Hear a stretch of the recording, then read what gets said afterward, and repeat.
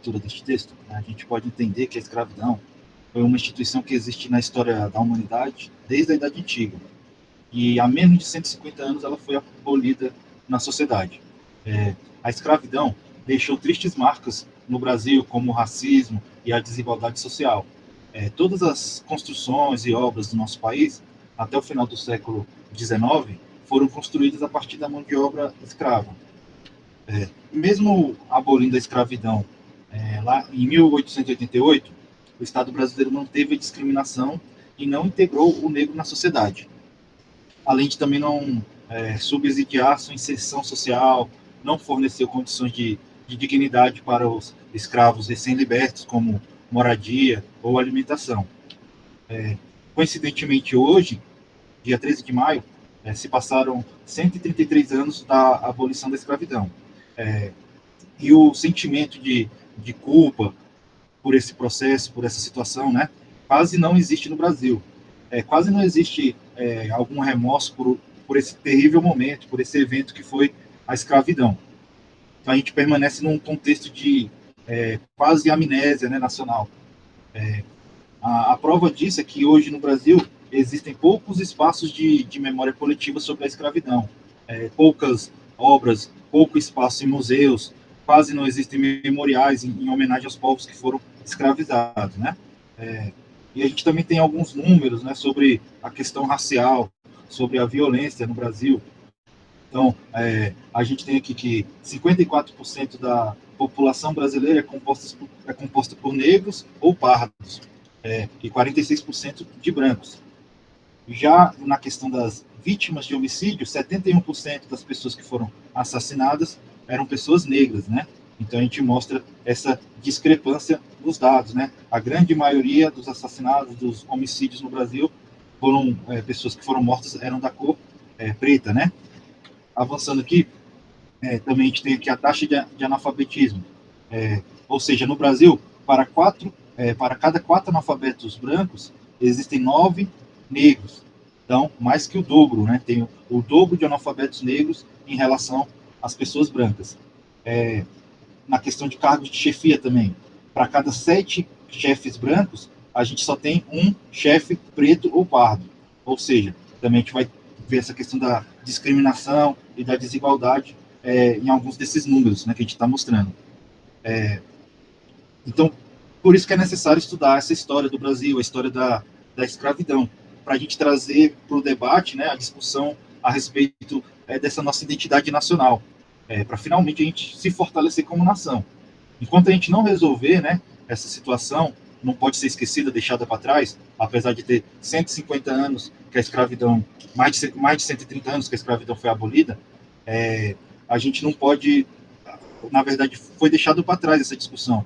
Não foi feito nenhum projeto para tentar resolver a situação do racismo e da discriminação do povo brasileiro. Então, esse país nosso que se fundou no escravismo, ele precisa reconhecer as origens. A gente pouco sabe sobre as origens dos povos que vieram da África, né? E por isso a gente precisa também quitar nossa dívida com os descendentes de escravos do Brasil. Então, ainda tem muita coisa para ser feita, muitos projetos na área de educação, na área social, na área de moradia, né? A gente precisa ainda resolver muitas questões para finalmente a gente se reconhecer e se fortalecer como uma nação. E aí, na aula de hoje, a gente vai estudar a segunda parte da história da colonização do Brasil. Nessa aula, a gente vai aprender alguns temas como o trabalho escravo, o indígena e o africano, as bandeiras para o interior do Brasil, sobre o ciclo do ouro, e também a gente vai ver alguns dos principais acontecimentos do século XVIII. Então, a escravidão no Brasil ela vai ter início no século XVI, já com os primeiros portugueses vindo ao Brasil para morar, para colonizar. A gente já vai ter também nesses navios os primeiros escravos de origem africana. Então, durante o século XVI, no período colonial, a força de trabalho, né, a mão de obra no Brasil colônia foi majoritariamente formada por mulheres e homens africanos. Essas pessoas elas eram retiradas à força dos seus grupos étnicos, né? Eles moravam na África, diversas etnias, né? Diversos países africanos, eles vinham desses grupos étnicos e e eram trazidos, né, à força para o Brasil, nos chamados navios negreiros. Qual que foi a base ideológica da escravidão? Então, a própria Igreja Católica ela justificava a escravidão africana, alegando que os negros eles sofriam uma maldição descrita na Bíblia, que seria a expulsão de Cã e dos seus descendentes por Noé. E aí havia a determinação de que estes descendentes de Cã, seriam os africanos, eles para sempre seriam escravos dos senhores de terra. Segundo essa passagem bíblica, estes servos eles estariam sempre marcados pela pele, ou seja, a pele de cor negra. Mas em nenhum lugar, nenhum momento na Bíblia diz que a cor, né, a marca da pele era negra.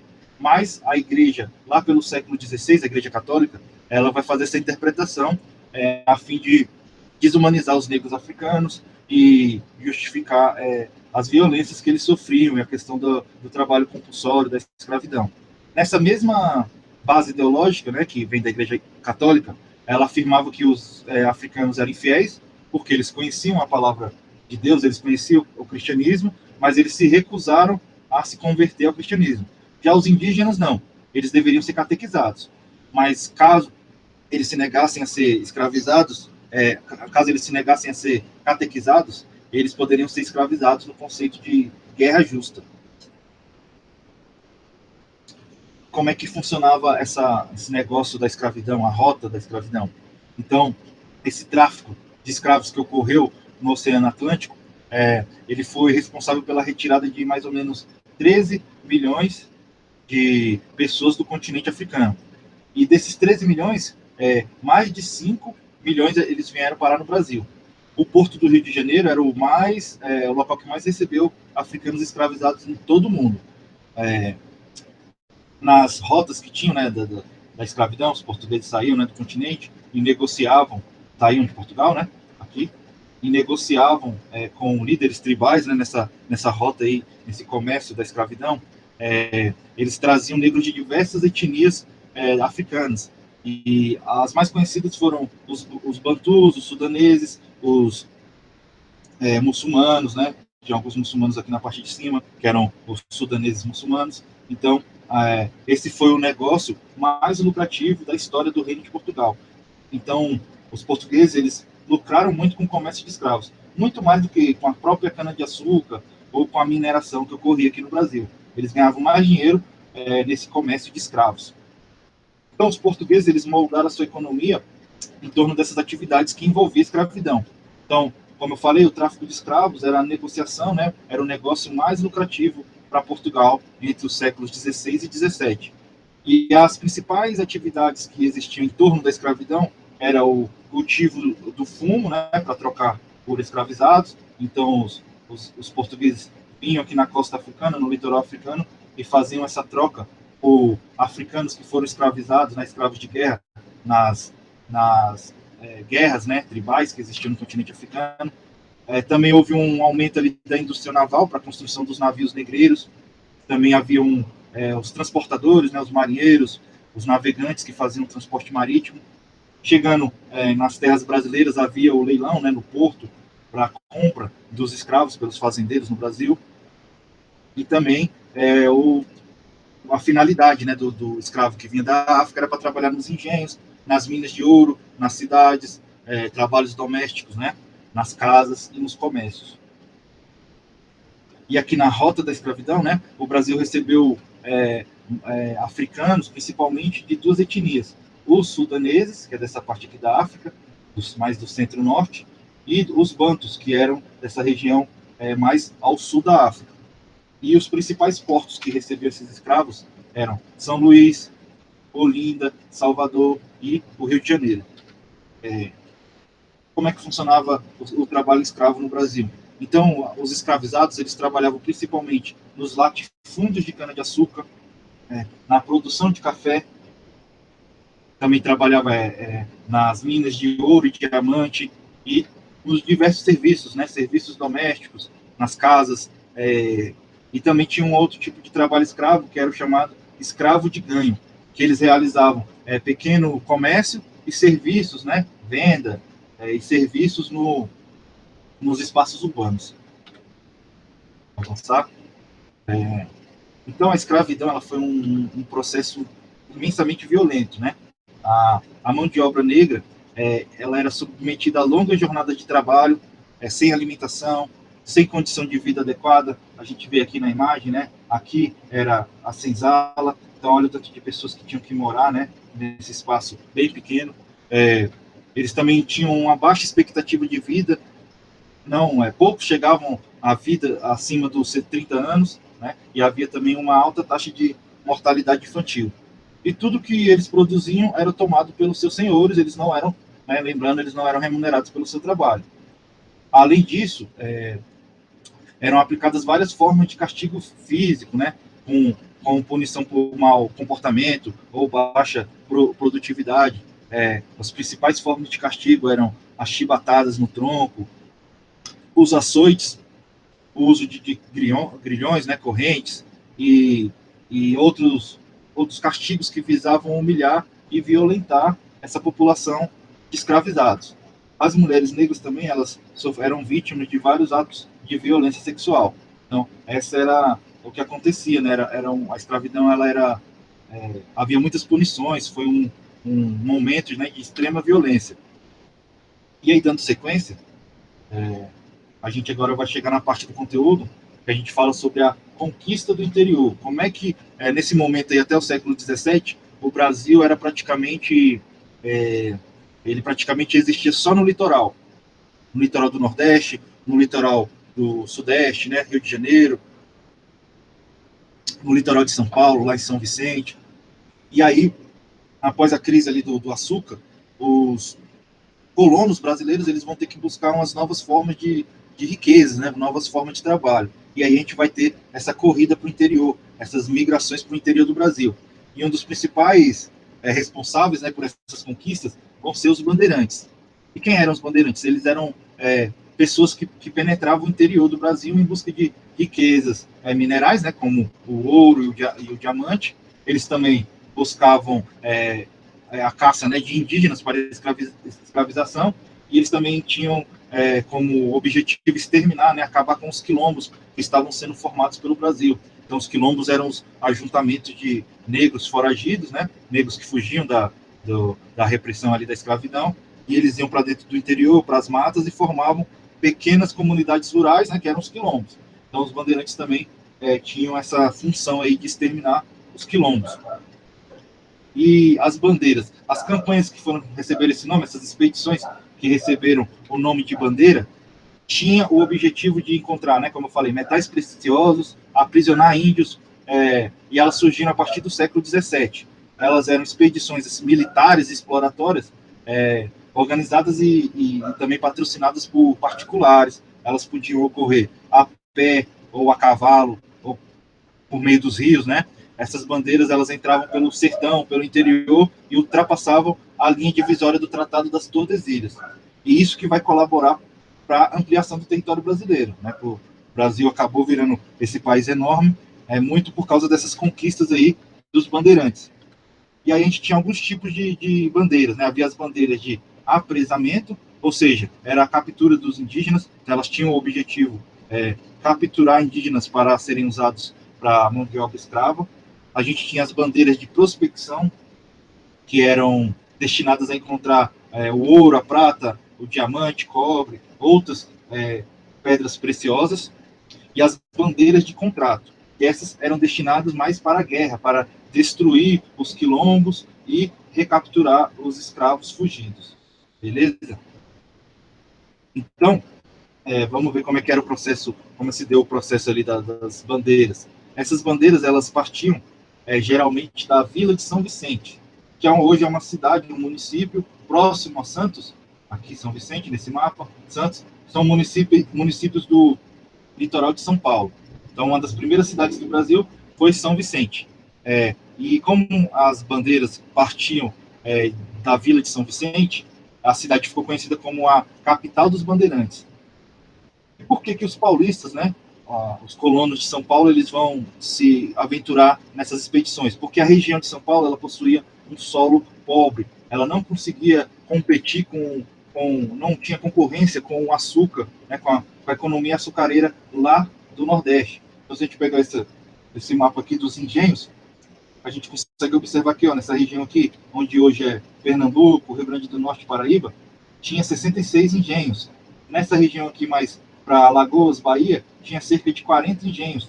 E quando a gente chega lá em São Paulo, São Vicente, na região de São Paulo, tinha apenas 4 engenhos. Então, o Sudeste não conseguia concorrer com a produção de açúcar do Nordeste. Então, esse foi um dos motivos. Outro motivo é o Sudeste, a distância é muito maior para a Europa do que o Nordeste. Então, aqui a gente tem essa comparação. Ó. A distância de Recife até Portugal são quase 6 mil quilômetros de navio, né, a navegação aqui.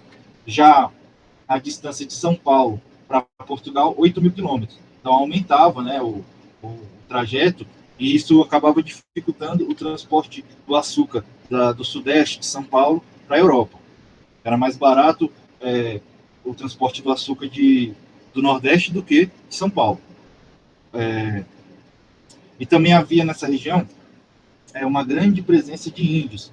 Então, todos aqui, ó, esse mapa mostra as várias etnias indígenas, né, os tupiniquins, tamoios, né, nessa região tinha muitas etnias indígenas, nessa região aqui, ó, de São Paulo, na capitania de São Vicente. Então, essa presença de índios na capitania de São Vicente e a busca de novas alternativas para sobreviver, os colonos paulistas começaram a se dedicar à captura para escravizar os índios. Então, eles vão começar a tentar escravizar os indígenas dessa região, e aí, cada vez mais, eles vão indo para o interior do Brasil nesse mesmo objetivo, ou de escravizar indígenas, ou de achar jazidas de ouro, minério, ou diamante, pedras preciosas, né? E aí, dando continuidade aqui, ó, a conquista do interior ela foi dividida em duas frentes principais. Então, duas camadas aí da sociedade brasileira vão tentar conquistar, né, vão para o interior do Brasil. Os jesuítas e os bandeirantes, que a gente acabou de falar. Os jesuítas, eles eram padres que pertenciam à Companhia de Jesus. Era uma ordem religiosa né, da Igreja Católica, ela tinha como objetivo a pregação do Evangelho pelo mundo e também um dos objetivos, né, na questão da pregação do Evangelho, era catequizar os índios no Brasil. A Companhia de Jesus, né, os jesuítas, essa ordem ela foi criada em 1534 pelo padre Inácio de Loyola. Os jesuítas eles eram missionários e educadores. Eles foram os primeiros a fundarem escolas pelo Brasil e também eles foram os primeiros a aprender os idiomas das etnias indígenas. Um dos jesuítas mais famosos que veio para o Brasil foi o padre Anchieta. Ele é o responsável por fundar a Vila de São Paulo em 1554, né, que hoje é a cidade de São Paulo, que é a maior cidade do Brasil atualmente. E aí, na medida que crescia a influência dos jesuítas, né, na questão social da colônia, bem também como o poder econômico deles aumentava nos aldeamentos, né, os jesuítas eles foram ficando cada vez mais independentes e autônomos. Então, eles tinham uma certa independência, eles não tinham submissão ao Estado português, e eles também estavam se tornando mais autônomos em relação à própria Igreja Católica. E aí, por esse motivo, a coroa portuguesa, ela passou a ver, na questão dos jesuítas no Brasil, começou a ver eles como uma ameaça, né? E aí, em 1759, os jesuítas eles foram expulsos do Brasil, né, pelo secretário de Estado português, o Marquês de Pombal, e sob a alegação que eles estavam interferindo nos negócios de Portugal e também porque eles eram contra a escravidão indígena. Então, esse evento aqui, que foi a expulsão dos jesuítas do Brasil, em 1759, ele vai gerar um enorme prejuízo para o Brasil na questão geral.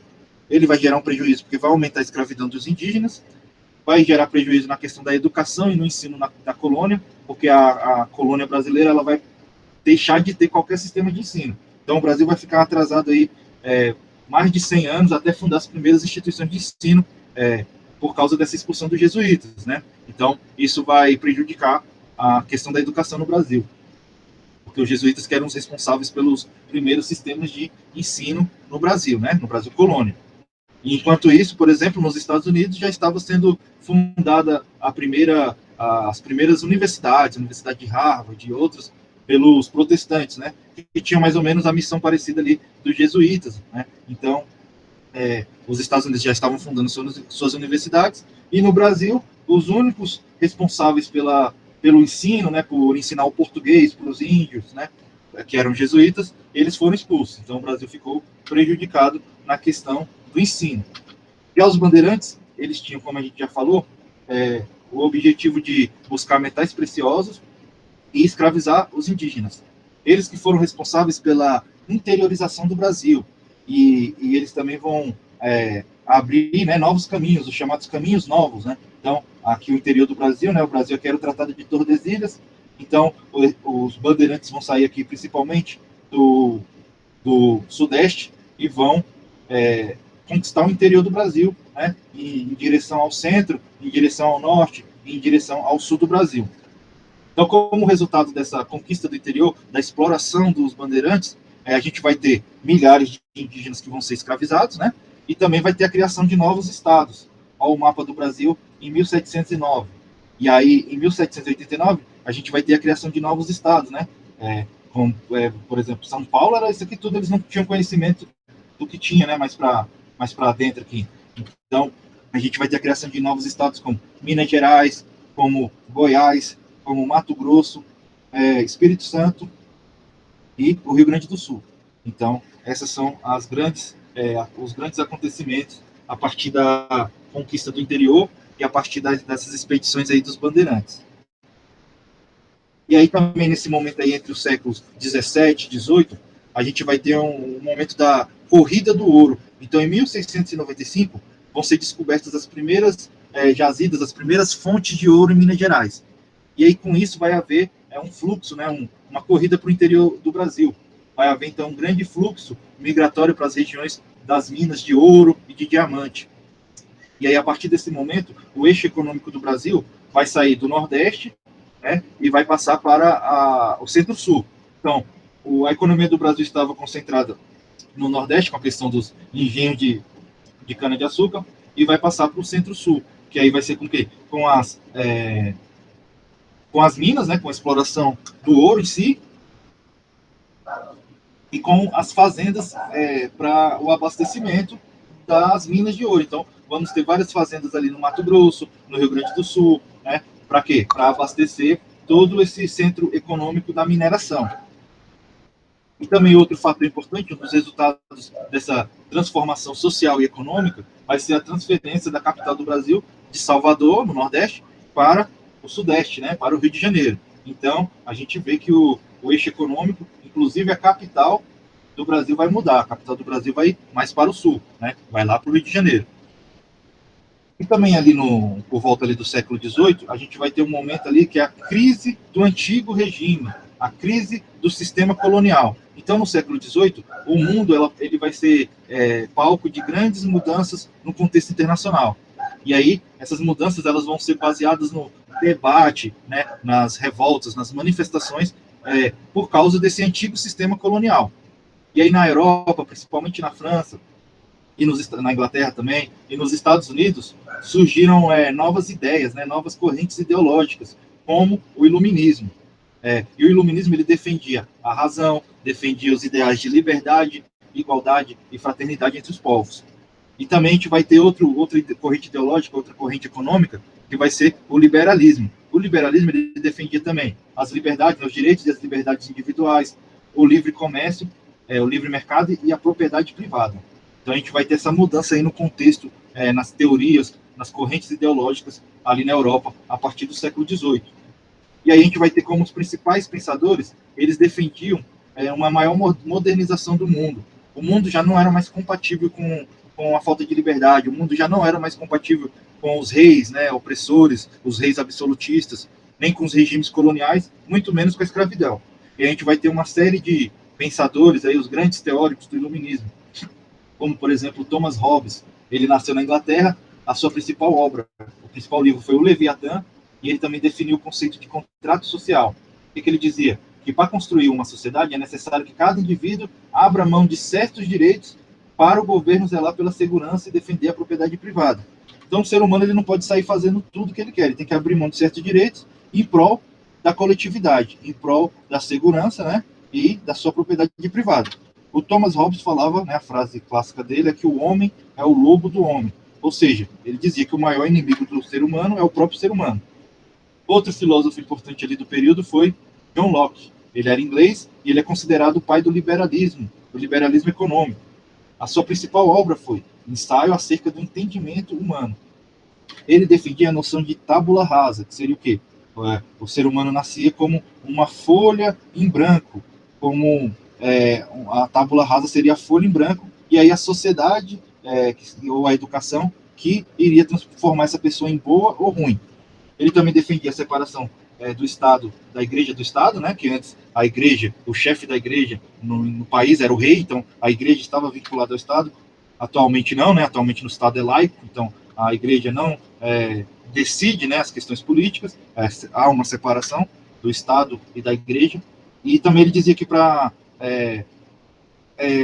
administrar um país de forma, né, mais moderna, mais segura, o poder deveria ser dividido em 3 setores: o legislativo, responsável por elaborar as leis; o executivo, que seria o responsável por executar, né, essas leis, administrar o Estado; e o judiciário, que seria responsável por julgar as leis e os crimes, né? E o poder legislativo seria o órgão máximo desse Estado mais eficiente.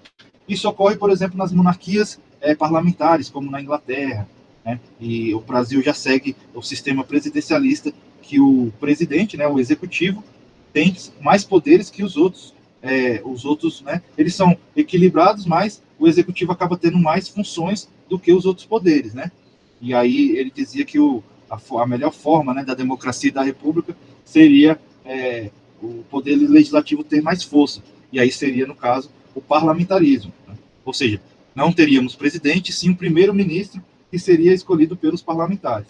A frase clássica dele é que os homens são bons ou maus, úteis ou inúteis, graças à sua educação. Então, confirmando aqui o conceito dele de tábula rasa. O próximo pensador aqui é o Adam Smith. Então, o Adam Smith, ele era escocês, né, era inglês, nasceu ali na Grã-Bretanha.